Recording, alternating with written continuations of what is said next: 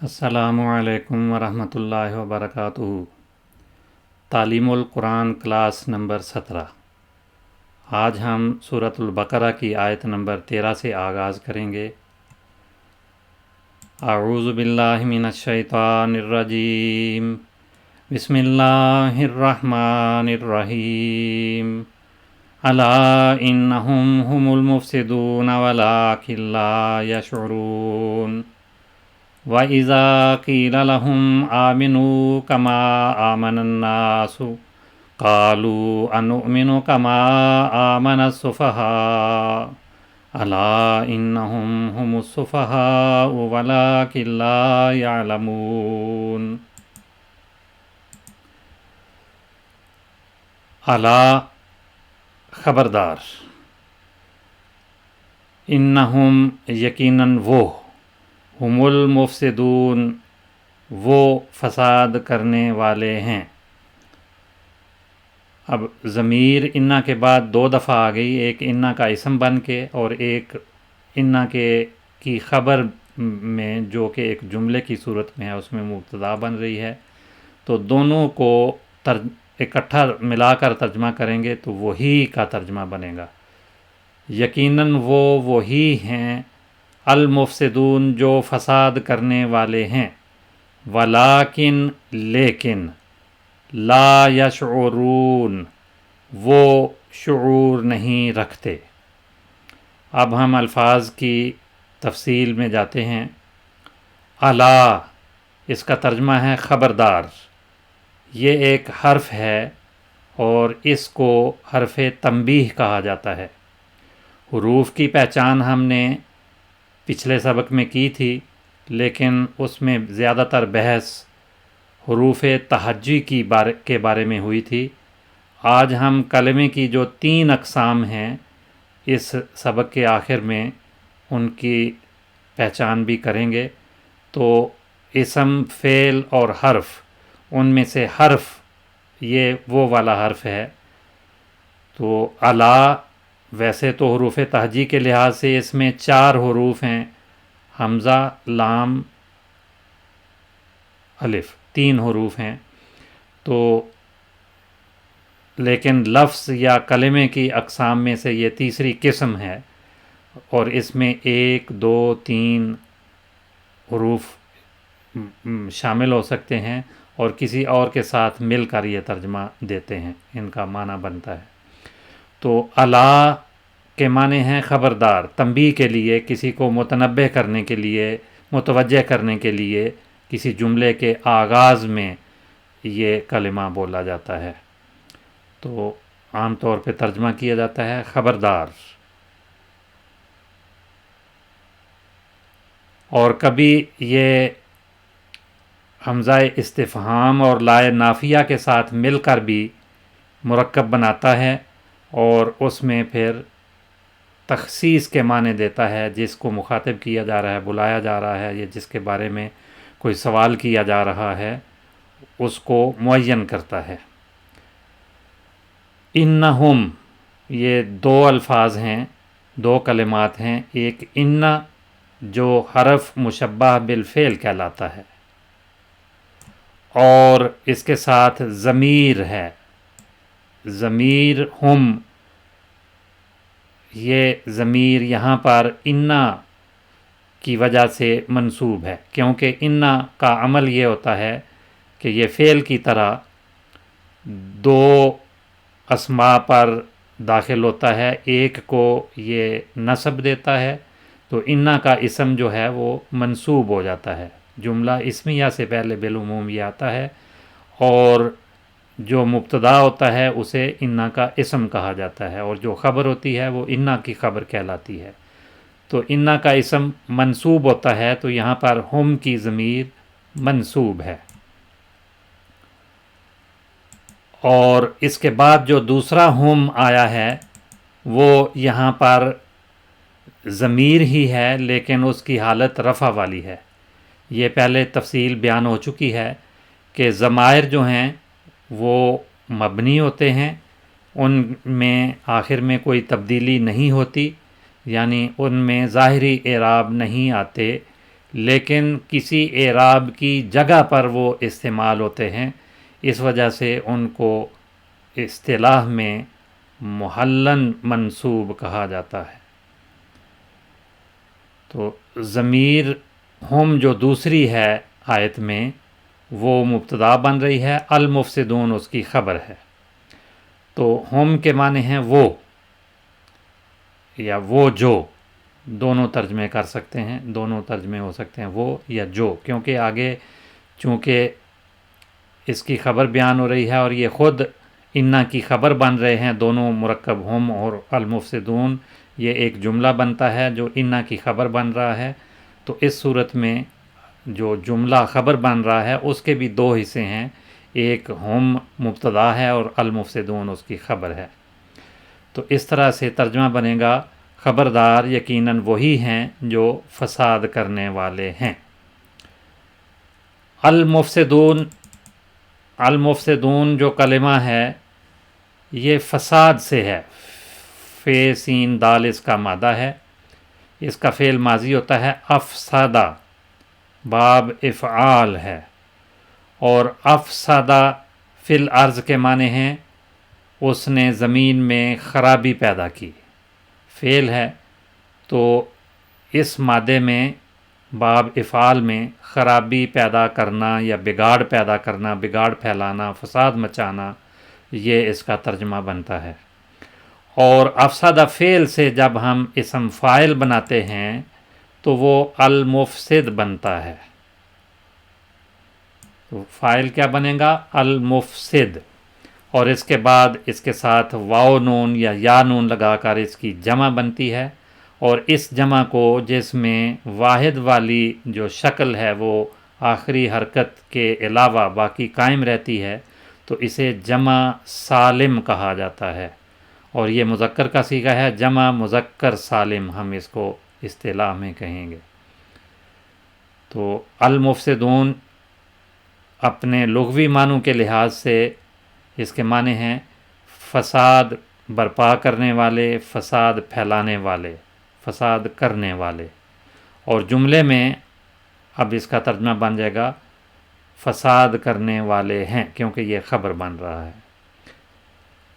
ولیکن، ولیکن کے معنی ہیں لیکن، یہ لیکن کیا ہے؟ اسے حرف ابتدا بھی کہا جاتا ہے اور حرف عاطفہ بھی کہا جاتا ہے، حروف عاطفہ میں سے بھی ہے حرف عاطف۔ تو دونوں شکلیں ہیں، بعض شرائط کے ساتھ یہ عاطفہ میں مانا جاتا ہے اور بعض جگہوں پہ یہ کہیں جملے کے آغاز میں آتا ہے، اور اس میں بالعموم اس سے پہلے جو بات ہو رہی ہو اس کی تردید ہوتی ہے، اور ایک نئی بات پہلے مذکور لوگوں کے بارے میں، مذکور چیز کے بارے میں بیان کی جاتی ہے۔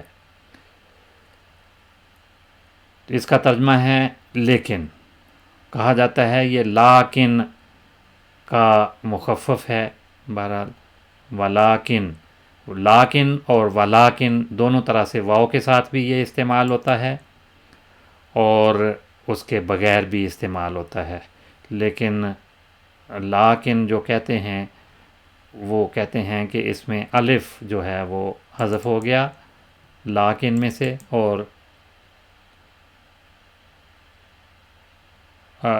لکھنے میں حذف ہو جاتا ہے لیکن پڑھنے میں آتا ہے،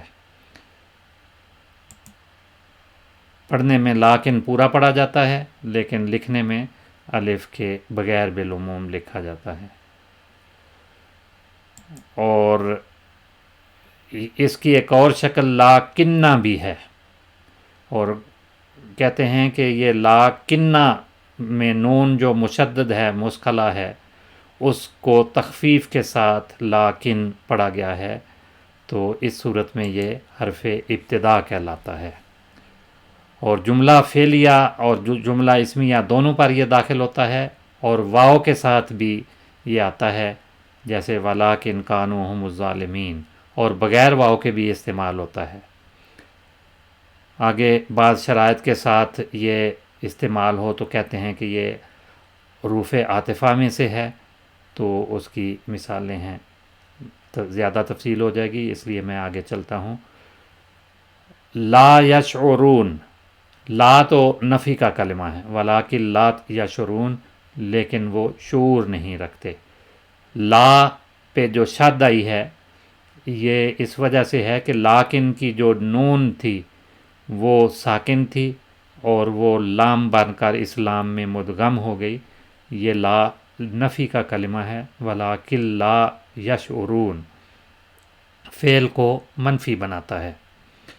جس یشعرون کے معنی ہیں وہ شعور رکھتے ہیں، لا یشعرون وہ شعور نہیں رکھتے۔ شعور کیا ہے؟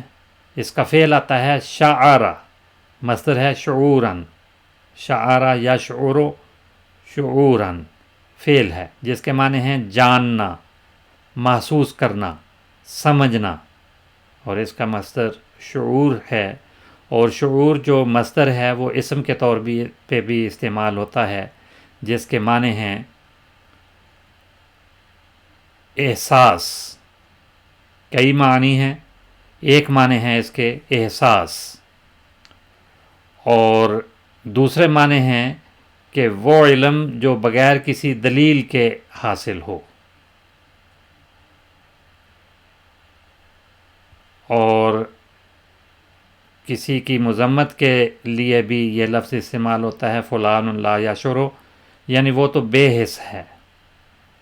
اسی طرح اس کا ترجمہ جذبے کا بھی کیا جاتا ہے، وجدان کے معنوں میں بھی آتا ہے، اثر پذیری کے لیے بھی آتا ہے، حساسیت کے لیے بھی آتا ہے، اور نفسیاتی علم جو بذریعہ عقل حاصل ہو وہ بھی شعور کہلاتا ہے۔ اور جو بیداری یا انسانی شعور ہے اس کی تین شکلیں ہو سکتی ہیں: ادراک یعنی کسی چیز کا علم حاصل کر لینا، وجدان یعنی کوئی چیز پا لینا، اور رجحان یعنی کسی طرف توجہ ہو جانا، رجحان ہو جانا۔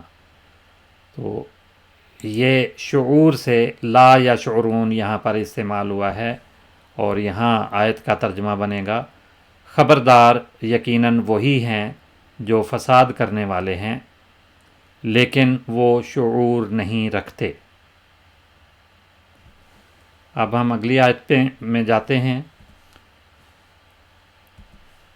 وَإِذَا قِيلَ لَهُمْ آمِنُوا كَمَا آمَنَ النَّاسُ قَالُوا أَنُؤْمِنُ كَمَا آمَنَ السُّفَهَاءُ أَلَا إِنَّهُمْ هُمُ السُّفَهَاءُ وَلَٰكِن لَّا يَعْلَمُونَ۔ وَإِذَا و اور اذا جب، قیلا کہا جاتا ہے، لہم ان سے، کیا کہا جاتا ہے؟ آمنو تم ایمان لے آؤ، آمنو تم ایمان لاؤ۔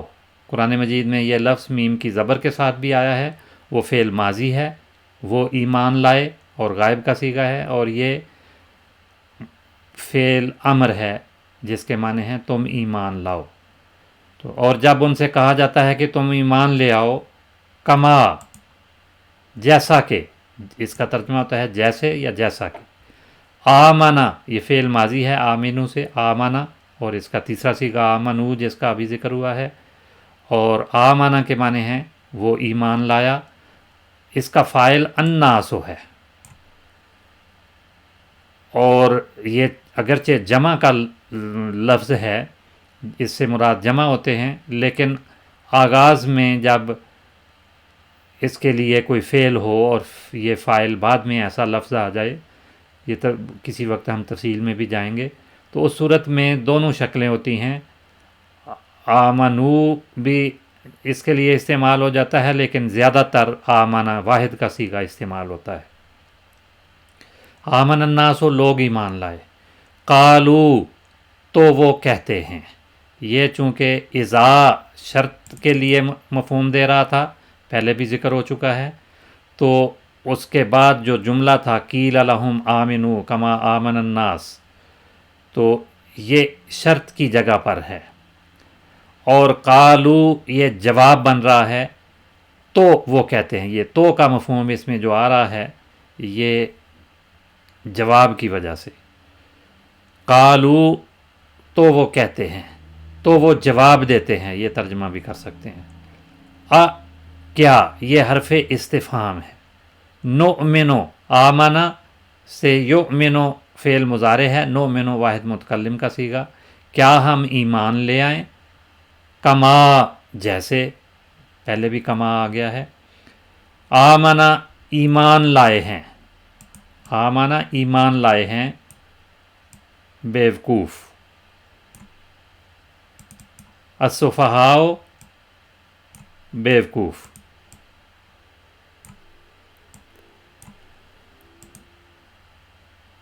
الا خبردار، یہ بھی وہی حرف تنبیہ ہے، انہم ہم السفہاء، پہلے ذکر آیا تھا انہم ہم المفسدون، یہاں صرف السفہاء آ گیا ہے المفسدون کی جگہ پر، باقی وہی اسی طرح کا جملہ ہے۔ خبردار، وہ خود ہی تو ہیں جو بیوقوف ہیں۔ ولیکن لا یشعرون پچھلی آیت میں آیا تھا، اس میں آیا ہے ولیکن لا یعلمون، لیکن وہ علم نہیں رکھتے، جانتے نہیں ہیں۔ تفصیل میں جاتے ہیں۔ و اور اذا وہی ظرف ہے، جب کا ترجمہ ہے لیکن شرط کے طور پہ استعمال ہو رہا ہے، اور یہاں یہ بھی واضح کرتا چلوں کہ اذا جب آتا ہے تو اس کے بعد اگر فعل ماضی بھی آ جائے تو اس کا ترجمہ ماضی میں نہیں ہوتا، بلکہ اس کا ترجمہ مضارع میں کیا جاتا ہے، حال یا مستقبل میں اس کا ترجمہ کیا جاتا ہے۔ تو کیلا کا ترجمہ ہوگا کہا جاتا ہے۔ کیلا فعل ماضی مجہول ہے، معروف اور مجہول کی پہچان پہلے کروائی جا چکی ہے۔ فعل ماضی کی دو قسمیں ہیں اس لحاظ سے، ایک وہ جس کا فاعل معلوم ہو اسے فعل معروف کہتے ہیں، اور جس کا فاعل معلوم نہ ہو بلکہ صرف مفعول اس میں بیان ہو تو اس کو فعل مجہول کہا جاتا ہے۔ مجہول کے معنی جہل لا علمی کے ہیں، یعنی اس کا فعل کا کرنے والا جو ہے اس کا علم نہیں۔ اور جب فعل مجہول آتا ہے تو اس صورت میں جو مفعول ہے وہ فاعل کی جگہ لے لیتا ہے، اور اسی طرح جس طرح سے فاعل پر رفع آتی ہے تو اس مفعول پر بھی رفع آتی ہے، لیکن اسے مفعول نہیں پھر کہتے بلکہ اسے نائب فاعل کہا جاتا ہے اصطلاح میں۔ تو کیلا کے معنی ماضی کے نہیں ہیں بلکہ فعل مضارع والے معنی ہیں، کہا جاتا ہے۔ اگر یہاں شرط نہ ہوتی تو پھر ترجمہ ہونا تھا کیلا کہا گیا۔ اور یہ کیلا کے اندر ضمیر ہے ہوا، جو اصل میں تو مفعول ہے لیکن معنوں کے لحاظ سے مفعول ہونے کے باوجود یہ گرامر کے لحاظ سے نائب فاعل کہلائے گی۔ کیلا کہا جاتا ہے، کیا کہا جاتا ہے؟ ہوا، یا پھر اس کے بعد جو جملہ ہے وہ ہوا کا قائم مقام بن جاتا ہے، تو وہ جملہ کہا جاتا ہے، وہ بات کہی جاتی ہے، وہ مقولہ کہا جاتا ہے۔ تو قول یا کیلا کے بعد جو بات کہی جائے اسے مقولہ بھی کہتے ہیں، مفعول، مقول یا مفعول، آگے ہاتھ یا تا تو اس کی تانیث کی علامت ہوتی ہے یا زائدہ ہوتی ہے۔ تو کیلا کے بعد جو جملہ آ جائے اسے مقولہ یا جملہ یا بات یا قول کہا جاتا ہے۔ تو وہ قول کیا ہے وہ آگے ذکر آئے گا۔ لہم، اس کے ساتھ ایک اور مرکب آ گیا، کیلا لہم، ان کو کہا جاتا ہے، ان سے کہا جاتا ہے، انہیں کہا جاتا ہے۔ لا حرف جار ہے اور ہم ضمیر مجرور ہے یہاں پر، انہیں یا ان کے لیے کیا کہا جاتا ہے۔ اب آمنو سے جو جملہ شروع ہو رہا ہے وہ کیلا کا مقولہ یا قول ہے۔ تو آمنو، تم ایمان لے آؤ، تم عام طور پہ اس کا فاعل کہلاتا ہے، لیکن بسا اوقات اس کو تم کو جو ضمیر اس کا فاعل بنتی ہے وہ فعل امر میں بیان نہیں ہوتی، ایمان لے آؤ میں اس کا مفہوم شامل ہوتا ہے۔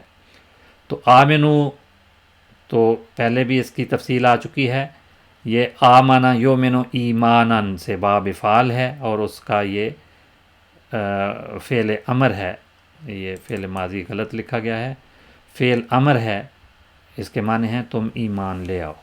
کما جیسے یا جیسا. کما کا جو لفظ ہے اس کا ترجمہ جیسے یا جیسا کیا جاتا ہے، اور کما ہوا اس کا ترجمہ بنتا ہے وہ جیسا ہے جو، یا جوں کا توں ہے وہ جیسا بھی ہے، اس طرح سے اس کا ترجمہ کیا جاتا ہے. کما آمن الناس، لوگ ایمان لائے. یہ تفصیل پہلے ہو چکی ہے اس لیے میں اس کو چھوڑتا ہوں. قالو، یہ جواب یہاں پر آ رہا ہے، تو وہ کہتے ہیں کیا، نؤمنو ہم ایمان لائیں. یہ اذا کا جواب قالو سے شروع ہو رہا ہے، اور یہاں قالو جو فعل آیا ہے اس کا مقولہ آگے ہے انؤمن کما آمن السفہاء. یہ پورا جملہ قالو کا مفعول ہے یا اس کا مقولہ کہلائے گا. تو نؤمن ہم ایمان لائیں، یہ جواب چونکہ بن رہا ہے تو اس لحاظ سے اس کا ترجمہ اس طرح سے کیا جائے گا، کیا ہم ایمان لائیں یا لے آئیں. کما جیسے، آمن السفہاء بیوقوف لوگ ایمان لائے. اس کے معنی ہیں کیا، یہ حرف استفہام ہے. نؤمنو ہم ایمان لے آئیں، اور آمن یؤمن ایمانن سے یہ فعل مضارع جمع متکلم کا صیغہ ہے. کما کا ترجمہ پہلے بھی ہو گیا، جیسا کہ آمنہ ایمان لائے ہیں، السفہاء بیوقوف لوگ. سفہاء سفیہن کی جمع ہے. سفیہ بیوقوف یا نادان شخص کو کہتے ہیں، اور فضول خرچ بھی اس کا ترجمہ ہے سفیہ کا. اس کی جمع سفہاء آتی ہے. اس کا فعل ماضی صافحہ اور فعل مضارع یصفح ہو، اور مصدر اس کا صفحن، صفاحتن، صفاحن، یہ اس کے مصادر آتے ہیں. اور اس کا ترجمہ ہے نادان ہونا یا نادان بننا، کم عقل ہونا، بیوقوف ہونا. اور بعض اوقات کہتے ہیں صفح علینا، وہ ہم سے ناواقف ہے، ہمارے متعلق لا علم ہے. کما آمن السفہاء، یہ ان کا مقولہ ہے جیسے بیوقوف لوگ ایمان لائے ہیں. آگے اللہ تعالیٰ ان کو ان کی اس بات کا جواب دے رہا ہے. الا انہم هم السفہاء ولکن لا یعلمون. خبردار، الا خبردار حرف تنبیہ ہے، اور یہ حمزہ استفہام اور لا نافیہ سے مرکب ہو کر بھی استعمال ہوتا ہے اور تخصیص کے معنی دیتا ہے. انہم، انا حرف مشبہ بالفعل، اور ہم ضمیر منصوب، ترجمہ ہے وہ خود ہی، اور ہم وہی اس میں شامل ہو گیا، وہی تو ہیں. ضمیر مرفوع ہے یہ، اور یہاں پر مبتدا اور السفہاء اس کی خبر، یہ مبتدا خبر مل کر ایک جملہ بنیں گے جو انا کی خبر بنتا ہے. تو اس کے معنی ہیں سفہاء کے جو بیوقوف ہیں، وہ خود ہی تو ہیں جو بیوقوف ہیں.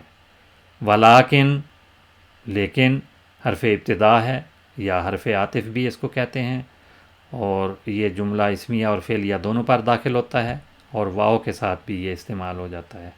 لا یعلمون، وہ نہیں جانتے. لا یشعرون پچھلی آیت میں آیا تھا، اس میں لا یعلمون آ گیا. لا نفی کا کلمہ ہے، علم یعلم سے یعلمون فعل مضارع جمع غائب کا صیغہ ہے، ترجمہ ہے وہ علم نہیں رکھتے. تو عالم یعلم اس کا فعل آتا ہے، علماً مصدر آتا ہے، اس سے اسم فاعل عالم، اور عالم کی جمع علماء، اور اس کا اسم مفعول بنے گا معلوم. تو آج کا ترجمہ ہم اسی پہ مکمل کرتے ہیں، باقی اگلی کلاس میں انشاءاللہ تعالی. اب ہم کچھ گرامر کی باتیں پڑھتے ہیں. گزشتہ سبق میں بعض اصطلاحات کی ہم نے پہچان کی تھی کہ کوئی بھی جو زیر زبر پیش وغیرہ ہے اس کو حرکت کہتے ہیں، اور جس پر وہ حرکات آ جائیں انہیں متحرک کہا جاتا ہے. اور دو زبر دو زیر دو پیش کو ہم تنوین کہتے ہیں، جس پر تنوین آئے اسے منون کہا جاتا ہے، اور وہ زیر زبر پیش ایک ایک ہوں یا دو دو ہوں ان کو فتح، کسرہ، ضمہ عربی میں کہتے ہیں، اور جس پہ زبر آ جائے اسے مفتوح، جس پہ زیر آ جائے اسے مکسور، اور جس پہ پیش آ جائے اسے مضموم کہا جاتا ہے۔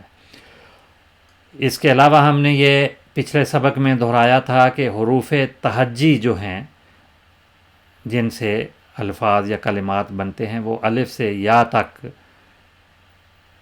حروف تہجی کہلاتے ہیں، انہیں حروف ہجا بھی کہا جاتا ہے، اور ان میں سے 3 حروف الف، واو اور یا حروف علت ہیں، باقی حروف صحیح کہلاتے ہیں۔ اور حرکات کی بات ہوئی تو جس حرکت کے اوپر یہ جزم یا سکون کی علامت ہو اسے ساکن کہتے ہیں۔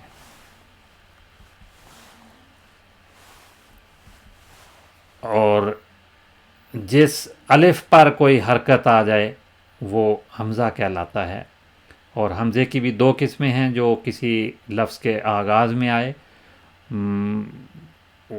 وہ بعض حمزے جو ہیں وہ وصلی کہلاتے ہیں، یعنی جب درمیان میں آ جائیں تو وہ گر جاتے ہیں، لیکن اگر آغاز میں آئیں تو پھر ان کو حرکت دے کر آگے لفظ کے ساتھ ملایا جاتا ہے، اور بعض قطعی ہوتے ہیں جو قائم رہتے ہیں۔ تو یہ زائد حمزے کی 2 صورتیں ہیں، لیکن زائد کے علاوہ حمزہ اصلی جو ہے وہ ہمیشہ قائم رہتا ہے۔ اور پھر ہم نے حروف قمری اور حروف شمسی کی بھی تفصیل پچھلے سبق میں پڑھی تھی۔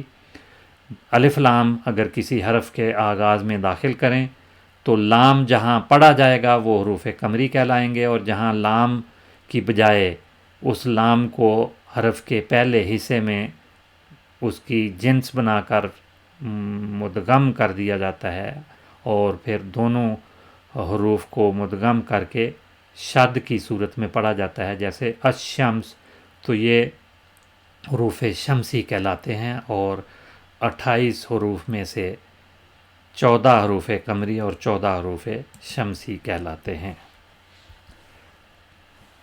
اب ہم دیکھتے ہیں کہ حروف تہجی، حروف سے جو کلام بنتا ہے، کلمہ بنتا ہے، لفظ بنتا ہے، ان میں اس کی 3 قسمیں ہیں بالعموم۔ تو جب ہم حرف کہتے ہیں تو بعض اوقات حروف تہجی اس سے مراد ہوتے ہیں، اور بعض اوقات اس سے ایک لفظ مراد ہوتا ہے۔ تو حرف جو ہے، جب حرف نام ہم لیتے ہیں تو یہ ایک اسم ہے۔ اس حرف کے معنی کیا ہیں؟ کنارہ یا نوک، اور دبلے اور سخت قسم کے چوپائے کو بھی حرف کہا جاتا ہے۔ اور حروف تہجی یا حروف ہجائیہ سے کلمات بنتے ہیں، اور حروف معانی وہ حروف ہیں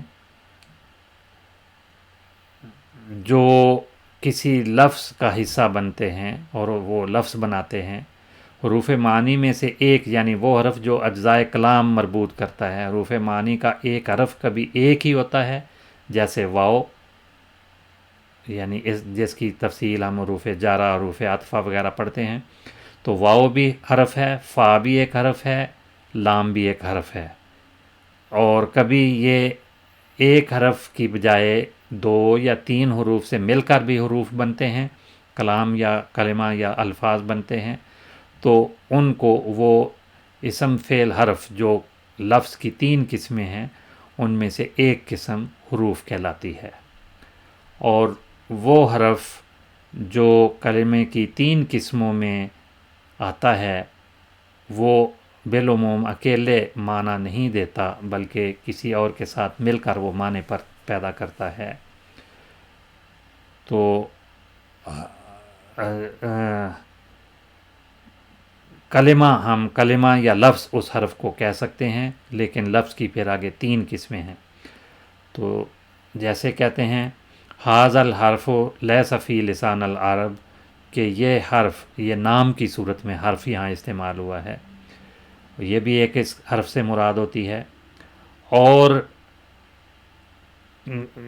زبان کا ایک کسی کی زبان یا لہجہ جو ہے وہ بھی حرف کہلاتا ہے. یہ معنوں کے لحاظ سے یہ بھی ذہن میں رہے. جیسے حدیث میں آتا ہے نازل القرآن والا سبعۃ احرف، کہ قرآن مجید 7 زبانوں میں یا 7 لہجوں میں نازل ہوا.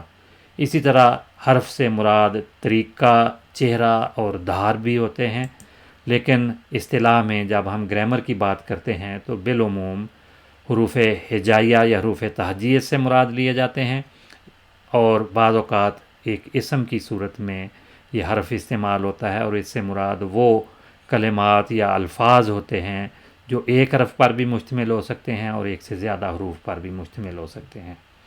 تو آج کا سبق اسی پہ ہم بس کرتے ہیں. السلام علیکم ورحمۃ اللہ وبرکاتہ.